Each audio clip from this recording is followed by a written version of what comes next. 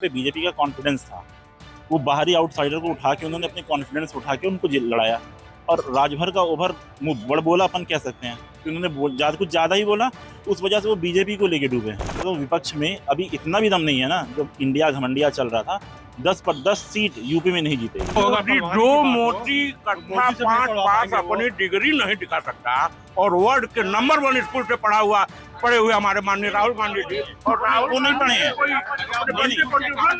नहीं, आप अभी मेरे सामने विकिपीडिया खोलिए, और राहुल गांधी बताइए क्या पढ़े। क्या नाम है भैया आपका? रमन कुमार श्रीवास्तव नाम है मेरा। श्रीवास्तव जी, घोसी में जो परिणाम आए हैं उपचुनाव के, उसको लेकर के गोरखपुर के आप हैं तो क्या सोचते हैं? देखिए, सबसे बड़ा वहाँ परिणाम जो ये हारे हैं, सबसे जो सक्षमवादी नेता जो जातिगत राजनीति करते हैं, जैसे कि जो पार्टी छोड़ के भागने काम करते हैं, राजभर हुआ, जो वहाँ पे कैंडिडेट थे, ये अब जनता समझ चुकी है कि किसी भी कंडीशन में जातिवादी राजनीति पे आप राजनीति नहीं कर सकते हैं। आप अगर एक वर्ग को कि आप समान को हटा दीजिए और जो भाग के दूसरी पार्टी से आ रहे हैं और जो पुराने कार्यकर्ता पड़े हुए हैं उनको आप बैकवर्ड करके और नए लोगों को टिकट दे रहे हैं, इससे दूसरा बहुत बड़ी बेरोजगारी है जनता में। आज के डेट में महंगाई इतनी ज़्यादा है, तो जनता इस बात को समझ चुकी है कि सक्षमवादी और जाति की राजनीति से राजनीति नहीं चलने वाली है। कुछ और लोग हैं, इनसे बात करते हैं। भैया क्या नाम है आपका? अंकित श्रीवास्तव भैया। अंकित जी, घोसी में जो उपचुनाव हुआ और परिणाम जो है आया, समाजवादी पार्टी ने बम्पर जीत हासिल की, वहां पर साइकिल सरपट दौड़ी है वहां पर। तो गोरखपुर के आप निवासी हैं, योगी आदित्यनाथ के गढ़ के निवासी हैं, क्या सोचते हैं आप? नहीं, देखिए, इसका 2 रीजन है वहाँ पे। पहला तो देखिए, ये उपचुनाव था, तो जो मेन वोटर होते हैं ना, जैसे कभी भी मेन इलेक्शन होता है तो बाहर के वोटर भी आके जो उस गढ़ के जैसे घोसी के होते हैं वो आके वहाँ पे वोट देते हैं। लेकिन उपचुनाव में कभी भी ना मेन आके वोट नहीं देते, जो लोकलाइट्स होते हैं वो देते हैं। दूसरा, यहाँ पे बीजेपी का कॉन्फिडेंस था। वो बाहरी आउटसाइडर को उठा के उन्होंने अपने कॉन्फिडेंस उठा के उनको लड़ाया और राजभर का ओवर बड़बोलापन कह सकते हैं कि उन्होंने कुछ ज़्यादा ही बोला। उस वजह से वो बीजेपी को लेके डूबे हैं। लेकिन आप इसको ना मैंडेट नहीं समझ सकते हैं, ये उपचुनाव है। सेकंड, आप अभी 6 महीने बाद फिर इलेक्शन होंगे, आपको उसी घोसी में ये जो आप अभी सपा का बोल रहे हैं ना, इसी का बयार आपको उल्टा बहता दिखेगा। आप लोग जैसे यहाँ पे सारे लोगों ने बोला, मैं आपको बता देता हूँ, विपक्ष में अभी इतना भी दम नहीं है ना, जो इंडिया घमंडिया चल रहा था। 10 पर 10 सीट यूपी में नहीं जीतेगी। आप किसको बेस बना सकते हैं? कई लोग बोलते हैं राहुल गांधी उनके नेता हैं। मैं दावे से कहता हूँ कि आप क्या वो अपने बच्चे को, राहुल गांधी को एज अ टीचर बना के उनसे पढ़वा सकते हैं? नहीं पढ़वाएंगे। तो जो अपने बच्चों को नहीं दे सकता राहुल गांधी को पढ़ाने के लिए, आप अपने देश को कैसे दे सकते हैं? मेरा सिंपल सा बस यही लॉजिक है। बच्चे को होगा जो मोदी कक्षा 5 पास अपनी डिग्री नहीं दिखा सकता और वर्ल्ड के नंबर 1 स्कूल से पढ़े हुए हमारे माननीय राहुल गांधी जी, और राहुल वो नहीं पढ़े हैं। नहीं, आप अभी मेरे सामने विकिपीडिया खोलिए, और राहुल गांधी बताइए क्या पढ़े हैं। विकिपीडिया खोलिए, आपके सामने मैं दिखाता हूँ। वो हार्वर्ड से उन्होंने, मणिपुर में क्यों नहीं गए?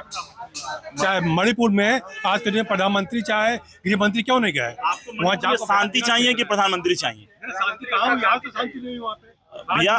तो मणिपुर का अगर आप देखेंगे ना, तो ऐसे अगर आप नॉर्मल, हाँ भाजपा की सरकार मैं मानता हूँ, लेकिन वहाँ पे आपको अफीम भी देखना पड़ेगा।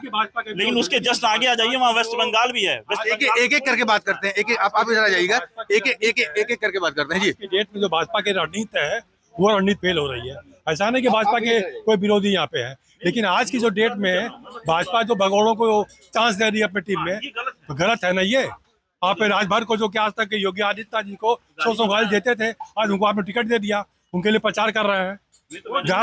मैंने उनको बोला कि ये राजभर का कॉन्फिडेंस था और बीजेपी की यहाँ पे गलती थी कि उन्होंने बाहर के आउटसाइडर को कैंडिडेट को दिया। लेकिन जब आपने बोलने से बोला कि मणिपुर का, तो मैंने बताया कि मणिपुर को अगर आप देख रहे हैं तो उससे जस्ट पहले वेस्ट बंगाल भी है। आप तो देखा जा सकता है कि यहाँ पर जो है 2 लोग हैं जिनका अपना अपना विचार है, और आप भाई साहब कह रहे हैं कि नहीं इंडिया ठीक है, आप कह रहे हैं कि एनडीए ठीक है। इसी के साथ हम कुछ और लोग हैं, इनसे बात करने के और उनकी राय जानने की कोशिश करेंगे। भैया क्या नाम है आपका? नोमान मंजर।